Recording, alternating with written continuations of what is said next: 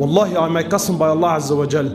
You were not created to buy houses, build cars, and buy this and sell that and go fishing and go here and go there. None of this pleases Allah subhanahu wa ta'ala. You were created to worship Him and Him alone.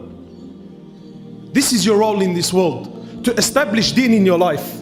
And what deen? What deen do I have to establish? The deen of La ilaha illallah, Muhammad Rasulullah. To say that there is no ilah. That there is no ilah. There is no God, there is no power, there is no qudra. There is nothing on this earth except Allah Azza wa Jal. It is Allah who does. It is Allah who makes. It is Allah who breaks. It's Allah who gives. It's Allah who takes. To understand this, and not just to say it on the tongue. You see, everyone says this on the tongue. No, this is not what Allah subhanahu wa ta'ala is looking for. Allah subhanahu wa ta'ala says that no child or no money or nothing will make you successful on that day, illa, except those who come to Allah biqalbin what? Salim. With a pure heart. With a heart that has full conviction in La ilaha illallah.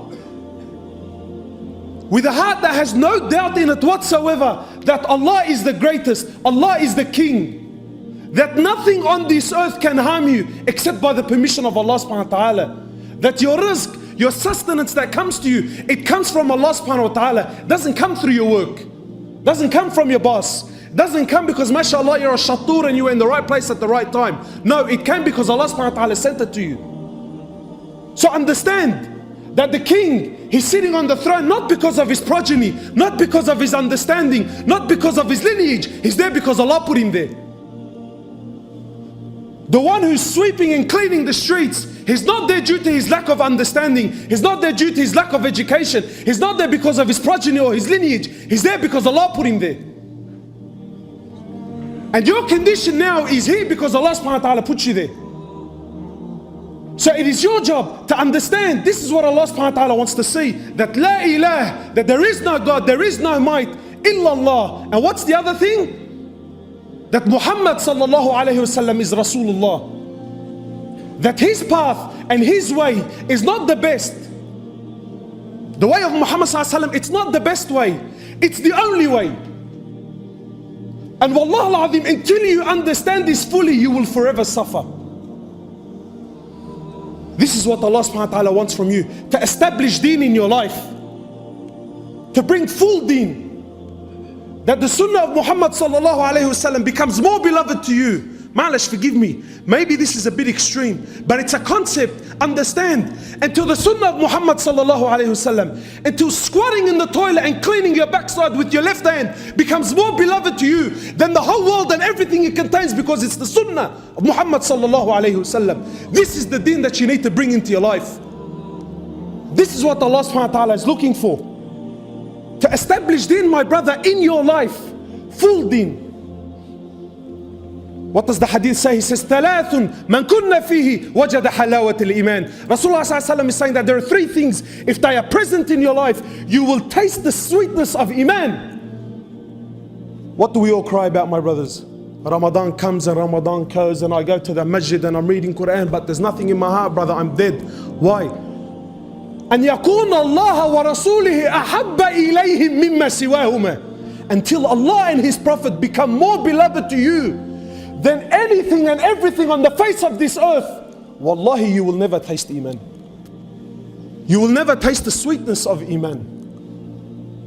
Allah subhanahu wa ta'ala, in probably the harshest verse in the Quran, when He's addressing Sahaba, not hypocrites, not munafiqeen, not kuffar, Sahaba, He's telling Muhammad sallallahu alayhi wa sallam, Qul ya Muhammad, tell your companions, tell the best ummah to ever walk the earth.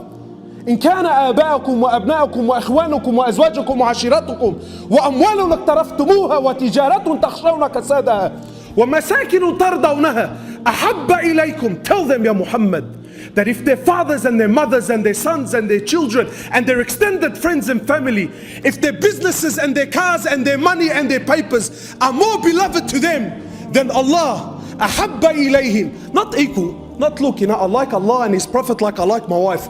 أحب إليهم, until it is more beloved to them. من الله ورسوله وجهاد في سبيله, until this comes into your life, my brother, what's the promise of Allah? فَتَرَبَّصُوا حَتَّى يَأْتِيَ اللَّهُ بِأَمْرِهِ وَاللَّهُ لَا يَهْدِي الْقَوْمَ الْفَاسِقِينَ. Then wait, for the punishment is verily coming to you soon. This is what Allah subhanahu wa ta'ala wants from you, to establish deen in your life. And what's the other thing, my brother? To establish deen in the ummah. شَرَعَ لَكُم مِّنَ الدِّينِ مَا وَصَّى بِهِ نُوحًا. Allah subhanahu wa ta'ala is saying, verily it has been ordained upon you what was brought unto who? Nuh, وَالَّذِي أَوْحَيْنَا إِلَيْكَ, and to you, Ya Muhammad.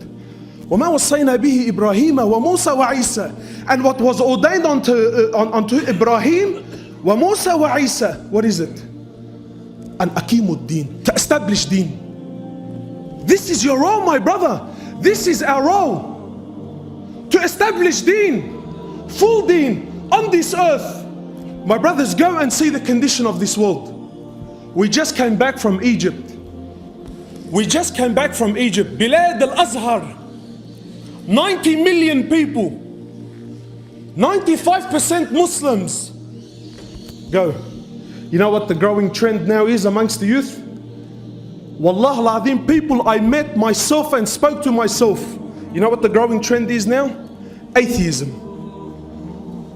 Atheism. And this is wallah, someone who's a miskeen, hultu ta'bani, look, this guy's a fa'ir, doesn't have money, so he's lost hope in Allah. No.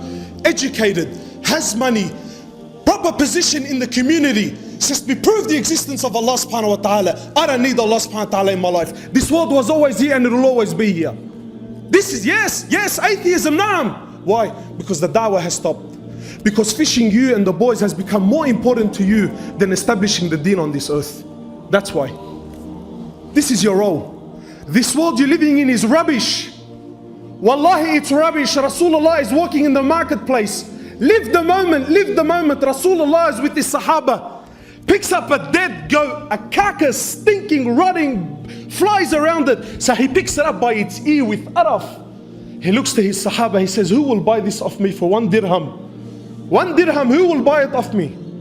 So the Sahaba, Ya Rasulullah, what are we going to do with that? He says, who will take it off me? Ya akhi, don't pay, take it for free. Have it for free. I said, Ya Rasulullah, even if it was alive, it's a defected goat. Now it's dead and it stinks and it reeks and you want me to take it? He says to him, by Allah, this is your Habib, listen to the words of your Prophet. He says, by Allah, this world and what it contains is less in the eyes of Allah than this dead carcass is to you. And we've left our ummah, we're chasing after the little luxuries of this world. Go and see the condition. My brothers, this is your responsibility. Your Habib, your Prophet Muhammad sallallahu alayhi wasallam used to cry the nights. Why? Why would you cry the nights, Ya Rasulullah, when Al-Maqam Al-Mahmud was given to you anyway? You're already going straight to paradise. He cried the nights for you and I. He cried the nights because he's seen these days were coming. He cried the nights because you now go forget what's happening around the world. In Auburn, Wallah al-Azim, in Auburn, Lebanese Muslim father is sleeping with his 7-year-old daughter. Here in Auburn. Astaghfirullah. Of course, brother, of course, when there's no da'wah in this world, this is what happens to the condition. Naam. This is what happens to the world. Your sister and my sister, my brother, we sit here, mashallah, the boys, when they sit down, he speaks about his ard. Never mind your ard. This is the ard of Rasulullah and the Sahaba who gave their life for you and I to say, La ilaha illallah Muhammad Rasulullah. Go and see what's happening out there, brother. She's walking into a tattoo parlor to have some kafir tattoo the name of her boyfriend, bro, on her ass. She's getting the paw print of a kalb, anas, on her here. Why? Because it's the in thing. And you and I, mashallah, we're talking about fishing at the end of the year. Your job is to establish deen on this earth. The ummah is crying, wallah al-azim, the ummah is crying for help. And you know what the poison is? You and I were convinced that this is the job of the mashayikh, mashallah. This is the job of the mashayikh. No, my brother, this is your job and it's your amana, and I'm telling you by Allah, you will be questioned for this on the day of judgment. Allah subhanahu wa ta'ala, in the hadith Rasulullah sallallahu alaihi wasallam is telling us that Allah, He sent an angel to destroy a town. sent an angel to destroy a town. So when the angel comes to the town, he notices that there's a abid. There's a strong abid. So the angel's confused, he's thinking, what's going on? He goes back to Allah subhanahu wa ta'ala, says, Ya Allah, you've asked me to destroy this town, but in this town there is a abid who, listen to this. He says, he hasn't disobeyed you the blink of an eye. This is an angel who only knows how to worship Allah, and he's testifying that this man hasn't disobeyed you the blink of an eye. What did Allah say?